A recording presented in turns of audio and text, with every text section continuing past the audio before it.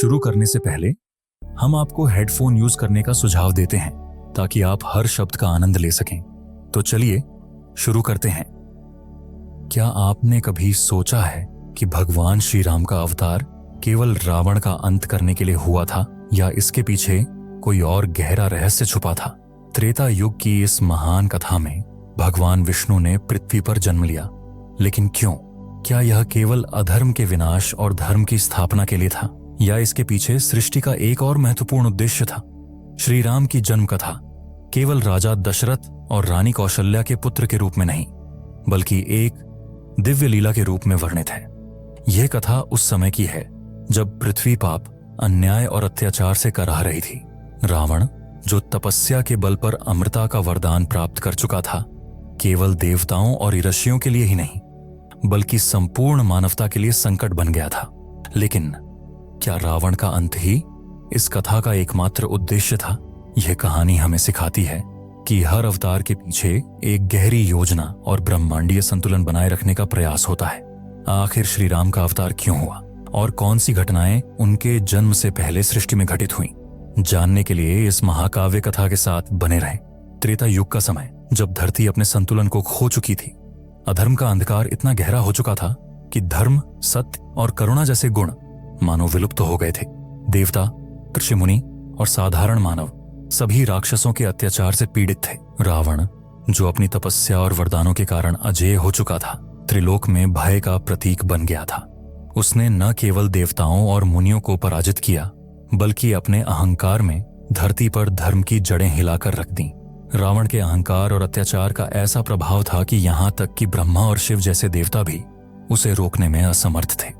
रावण ने अपने तप के बल पर वरदान पाया था कि कोई देवता, असुर या गंधर्व उसे पराजित नहीं कर सकता, लेकिन उसने यह नहीं सोचा था कि एक साधारण मानव उसकी शक्ति का अंत कर सकता है। इस कारण देवताओं ने भगवान विष्णु से प्रार्थना की कि वे पृथ्वी पर मानव रूप में अवतरित हों। विष्णु ने देवताओं की पुकार को सुना और त्रेता युग में राजा दशरथ और रानी कौशल्या के पुत्र के रूप में अवतार लेने का संकल्प लिया। लेकिन यह केवल रावण के विनाश की योजना नहीं थी। भगवान विष्णु का यह अवतार उस समय के मानव समाज को धर्म, सत्य और मर्यादा के सिद्धांतों का पाठ पढ़ाने के लिए भी था। अयोध्या के राजा दशरथ एक महान और धर्मप्रिय राजा थे, लेकिन उनकी सबसे बड़ी चिंता यह थी कि उनके कोई संतान नहीं थी। उन्होंने कई यज्ञ और अनुष्ठान कराए, लेकिन कोई परिणाम नहीं मिला। अंततः ऋषि वशिष्ठ की सलाह पर उन्होंने पुत्र कामेष्टि यज्ञ का आयोजन किया। यज्ञ के फलस्वरूप अग्निदेव प्रकट हुए और उन्होंने राजा दशरथ को दिव्य खीर दी, जिसे उनकी 3 रानियों ने ग्रहण किया। यही खीर भगवान विष्णु के अवतार के रूप में प्रकट होने का माध्यम बनी। जब भगवान श्री राम का जन्म हुआ तो यह केवल अयोध्या के लिए ही नहीं बल्कि संपूर्ण सृष्टि के लिए एक दिव्य घटना थी।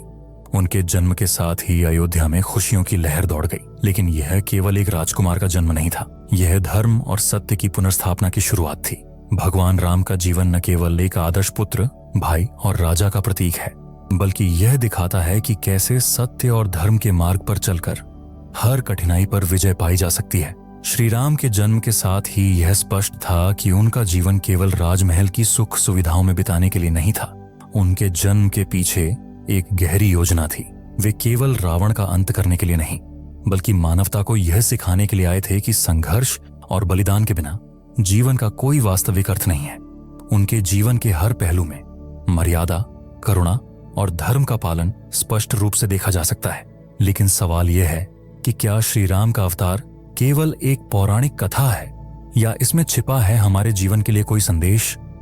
क्या यह कहानी हमें यह सिखाने के लिए है कि हर समस्या का समाधान सत्य और धैर्य के मार्ग पर चलकर ही संभव है? यह जानने के लिए हमें श्री राम के जीवन और उनके कृत्यों को समझना होगा। उनके जन्म से लेकर उनके जीवन के हर पड़ाव में छुपा है एक गहरा रहस्य और शिक्षा। त्रेता युग के समय में भगवान श्री राम का जन्म केवल एक साधारण घटना नहीं थी, बल्कि यह सृष्टि के संतुलन को बहाल करने के लिए एक दिव्य लीला का हिस्सा था। जब भगवान विष्णु ने मानव रूप में अवतार लिया तो उन्होंने अपनी मर्यादा पुरुषोत्तम छवि को निभाने के लिए कई चुनौतियों और घटनाओं का सामना किया। उनका जीवन केवल रावण के विनाश के लिए नहीं बल्कि यह दिखाने के लिए था कि कैसे हर इंसान अपने जीवन में धर्म, सत्य और न्याय के मार्ग पर चल सकता है। श्री राम के जन्म के कुछ समय बाद ही उनके जीवन में पहली बड़ी चुनौती का संकेत मिल गया। ऋषि विश्वामित्र, जो एक महान तपस्वी थे, राजा दशरथ के दरबार में आए और उन्होंने श्री राम और लक्ष्मण को अपने साथ ले जाने का आग्रह किया। विश्वामित्र का उद्देश्य केवल राम और लक्ष्मण को राक्षसों से रक्षा करने का नहीं था, बल्कि उन्हें वह शिक्षा और अनुभव प्रदान करना था जो आगे चलकर उनके जीवन के लिए आवश्यक होगा। ताड़का और सुबाहु जैसे राक्षसों का वध केवल शुरुआत थी। राम और लक्ष्मण की यात्रा मिथिला तक पहुंची, जहां जनकपुरी के राजा जनक द्वारा सीता स्वयंवर का आयोजन किया गया था। स्वयंवर का नियम यह था कि जो भी शिवजी के धनुष को उठाकर उसकी प्रत्यंचा चढ़ा देगा, वही सीता से विवाह करेगा। यह धनुष इतना भारी और दिव्य था कि बड़े बड़े योद्धा और राजा इसे उठाने में असफल रहे।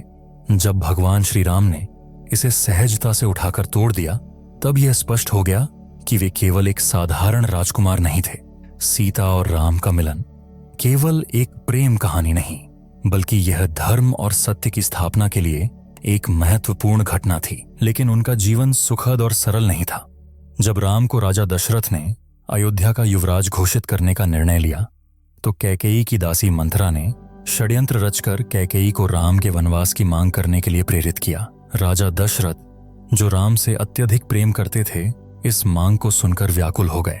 लेकिन भगवान राम ने बिना किसी विरोध के 14 वर्षों का वनवास स्वीकार किया। यह उनका पहला बड़ा बलिदान था, जो यह दिखाता है कि एक आदर्श पुत्र अपने पिता के वचन और मर्यादा की रक्षा के लिए किसी भी हद तक जा सकता है। वनवास के दौरान राम, सीता और लक्ष्मण ने कई राक्षसों का सामना किया, जिनमें से रावण की बहन शूर्पणखा ने उनके जीवन में एक नया मोड़ लाया। जब शूर्पणखा ने सीता पर हमला करने का प्रयास किया, तो लक्ष्मण ने उसकी नाक काट दी। इस घटना ने रावण को राम और लक्ष्मण के खिलाफ भड़काया। रावण ने छल से सीता का अपहरण किया और उन्हें लंका ले गया। यह घटना रामायण की सबसे महत्वपूर्ण घटनाओं में से एक है, जो भगवान राम के जीवन को एक निर्णायक मोड़ देती है। रावण का यह कृत्य केवल एक व्यक्तिगत द्वेष नहीं था, बल्कि यह अधर्म और अहंकार की पराकाष्ठा थी। भगवान राम ने सीता को बचाने के लिए वानर सेना और हनुमान जैसे महान पात्रों की सहायता ली। हनुमान का जीवन और उनकी भक्ति भगवान राम की कथा का एक और महत्वपूर्ण पहलू है। उन्होंने राम के प्रति अपनी निष्ठा और समर्पण से दिखाया कि सच्चे भक्त के लिए भगवान तक पहुंचना असंभव नहीं है। जब राम ने वानर सेना के साथ लंका पर चढ़ाई की, तब यह केवल एक युद्ध नहीं था, यह धर्म और अधर्म के बीच का संघर्ष था, जो यह दिखाता है कि सच्चाई की हमेशा जीत होती है। राम ने रावण का अंत कर न केवल सीता को बचाया, बल्कि यह भी सिद्ध किया कि अहंकार और अधर्म का अंत निश्चित है। भगवान श्री राम का जीवन एक आदर्श पुत्र, भाई, पति और राजा का प्रतीक है, लेकिन इसके साथ ही ये हमें यह सिखाता है कि संघर्ष, बलिदान और धर्म के प्रति समर्पण से जीवन में हर कठिनाई पर विजय पाई जा सकती है। उनकी कहानी केवल एक पौराणिक कथा नहीं, बल्कि एक प्रेरणा है जो हमें सिखाती है कि हर परिस्थिति में सत्य और धर्म के मार्ग पर चलना कितना महत्वपूर्ण है। त्रेता युग का वह क्षण जब धर्म और अधर्म का सबसे बड़ा संघर्ष अपने चरम पर था। राम और रावण का युद्ध केवल दो व्यक्तियों के बीच का युद्ध नहीं था, बल्कि यह संपूर्ण सृष्टि के संतुलन की बहाली के लिए था। रावण, जो अपनी तपस्या, वरदान और अहंकार के कारण अजेय समझा जाता था, एक ऐसा शासक था जिसने अधर्म और अन्याय की सभी सीमाओं को पार कर दिया था। दूसरी ओर भगवान श्री राम, जो मानव रूप में अवतरित हुए, केवल शक्ति के बल पर नहीं, बल्कि अपनी मर्यादा, धैर्य और धर्म के सिद्धांतों के आधार पर इस युद्ध का नेतृत्व कर रहे थे। लंका का युद्ध आरंभ हुआ। रावण की विशाल सेना, उसके पुत्र मेघनाद और भाई कुंभकर्ण जैसे योद्धाओं के बल ने युद्ध को और भी चुनौतीपूर्ण बना दिया। लेकिन भगवान राम की सेना, जिसमें हनुमान, सुग्रीव, अंगद, जामवंत और अन्य वानर योद्धा शामिल थे, ने यह दिखाया कि सच्चाई और धर्म के पक्ष में खड़ी हुई छोटी शक्ति भी बड़ी से बड़ी ताकत को हरा सकती है। रावण के प्रत्येक योद्धा का अंत एक गहरे संदेश के साथ हुआ। मेघनाद, जो अपनी तपस्या और शक्ति के कारण अजेय था, लक्ष्मण के हाथों पराजित हुआ। यह दिखाता है कि चाहे कोई कितना भी शक्तिशाली क्यों न हो, जब वह अधर्म और अन्याय का समर्थन करता है तो उसका अंत निश्चित है। कुंभकर्ण, जो रावण का भाई होने के बावजूद धर्म के मार्ग से भटक गया था, भी राम के हाथों मारा गया। अंततः वह क्षण आया जब भगवान श्री राम और रावण आमने सामने थे। यह युद्ध केवल शारीरिक बल का नहीं था, बल्कि यह एक विचारधारा का संघर्ष था।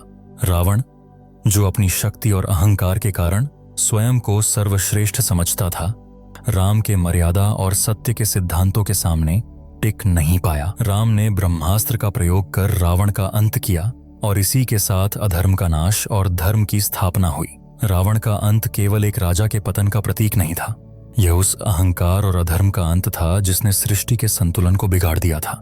राम ने यह दिखाया कि सत्य और धर्म की ताकत किसी भी असत्य और अधर्म को हरा सकती है, चाहे वह कितना भी शक्तिशाली क्यों ना हो। लेकिन यह कथा यहीं समाप्त नहीं होती। रावण के अंत के बाद भगवान राम ने एक और महत्वपूर्ण संदेश दिया। उन्होंने लंका का राज्य विभीषण को सौंपकर यह दिखाया कि एक सच्चा निमा न केवल युद्ध जीतता है, बल्कि अपने शत्रुओं के प्रति भी दया और करुणा का भाव रखता है। राम ने विभीषण को लंका का राजा बनाकर यह साबित किया कि धर्म और न्याय का पालन केवल युद्ध के मैदान में नहीं, बल्कि जीवन के हर पहलू में आवश्यक है। श्री राम का जीवन और उनकी कथा केवल रावण के विनाश तक सीमित नहीं है। उनके जीवन की हर घटना हमें यह सिखाती है कि जीवन में कितनी भी कठिन परिस्थितियां क्यों न आए, सत्य, धैर्य और धर्म के मार्ग पर चलने वाला व्यक्ति अंततः विजयी होता है। राम केवल एक राजा नहीं, बल्कि एक आदर्श थे, जिनकी शिक्षाएं आज भी हमारे जीवन को दिशा देती हैं। उनका अवतार इस बात का प्रमाण है कि जब जब अधर्म बढ़ता है और धर्म का पतन होता है, तब तब ईश्वर स्वयं सृष्टि में अवतरित होकर संतुलन स्थापित करते हैं। भगवान श्री राम की कथा केवल एक पौराणिक कथा नहीं, बल्कि यह है हमारे जीवन के लिए प्रेरणा का स्रोत है। त्रेता युग की वह महान कथा जिसमें भगवान श्री राम का अवतार केवल एक राजा का जन्म नहीं, बल्कि धर्म, सत्य और मर्यादा की स्थापना के लिए एक दिव्य लीला थी, आज भी हर पीढ़ी के लिए प्रेरणा का स्रोत है। उनके जीवन का हर पहलू हमें यह सिखाता है कि सच्चाई और धर्म का मार्ग कठिन हो सकता है, लेकिन यही मार्ग हमें अंततः विजय और संतोष की ओर ले जाता है। भगवान राम के हर कार्य में केवल शक्ति या विजय का प्रदर्शन नहीं, बल्कि एक गहरी सीख छिपी हुई है। उनका वनवास हमें सिखाता है कि विपरीत परिस्थितियों में भी धैर्य और मर्यादा को बनाए रखना कितना महत्वपूर्ण है। सीता का अपहरण और रावण के साथ युद्ध यह दर्शाता है कि अन्याय और अधर्म के विरुद्ध खड़ा होना हर व्यक्ति का कर्तव्य है। हनुमान की भक्ति और वानर सेना के सहयोग से हमें यह प्रेरणा मिलती है कि किसी भी महान उद्देश्य की पूर्ति में निष्ठा और एकता का क्या महत्व है। लेकिन क्या यह केवल रावण के विनाश तक ही सीमित है? नहीं, राम का पूरा जीवन इस बात का प्रमाण है कि नेतृत्व का असली अर्थ केवल शक्ति प्रदर्शन में नहीं, बल्कि करुणा, त्याग और न्याय में है। उन्होंने लंका जीतने के बाद भी उसे विभीषण को सौंप दिया, यह दिखाते हुए कि सच्चे राजा का उद्देश्य केवल शासन करना नहीं, बल्कि प्रजा के कल्याण और धर्म की रक्षा करना है। राम और सीता का मिलन, फिर उनके अलगाव और अंत में राम का एक आदर्श राजा के रूप में अयोध्या में राज्याभिषेक, यह सब एक गहरे संदेश के साथ समाप्त होता है। यह हमें याद दिलाता है कि जीवन में चुनौतियां आए और दुख स्थायी नहीं है। यदि हम अपने कर्तव्यों और धर्म का पालन करते हैं तो अंततः सच्चाई और न्याय की जीत होती है। आज के समय में जब हमारे जीवन में संघर्ष, तनाव और चुनौतियां अनगिनत हैं, भगवान श्री राम की कथा हमें यह प्रेरणा देती है कि धैर्य, सत्य और धर्म के साथ हम हर कठिनाई का सामना कर सकते हैं। क्या हम अपने जीवन में राम के आदर्शों का पालन कर रहे हैं? क्या हम अपने निर्णयों में धर्म और सत्य को प्राथमिकता दे रहे हैं? ये प्रश्न हर व्यक्ति को स्वयं से पूछना चाहिए। भगवान राम की कथा केवल एक पुरानी कहानी नहीं, बल्कि हमारे जीवन का दर्पण है। यह हमें दिखाती है कि हर युग में, हर परिस्थिति में सच्चाई और धर्म ही हमारे मार्गदर्शक हो सकते हैं। तो आइए हम सब राम के जीवन से प्रेरणा लें और अपने जीवन में सत्य, धैर्य और करुणा का अनुसरण करें। यही राम की असली शिक्षा है, यही उनका संदेश है। हमारी इस वीडियो का सफर यहीं खत्म होता है, लेकिन जाने से पहले हमारा आपसे एक सवाल है। इस वीडियो में किस चीज ने आपको सबसे अधिक प्रभावित किया है? कमेंट में लिखकर अवश्य बताएं, ताकि हम सब एक दूसरे के विचारों को जान सकें।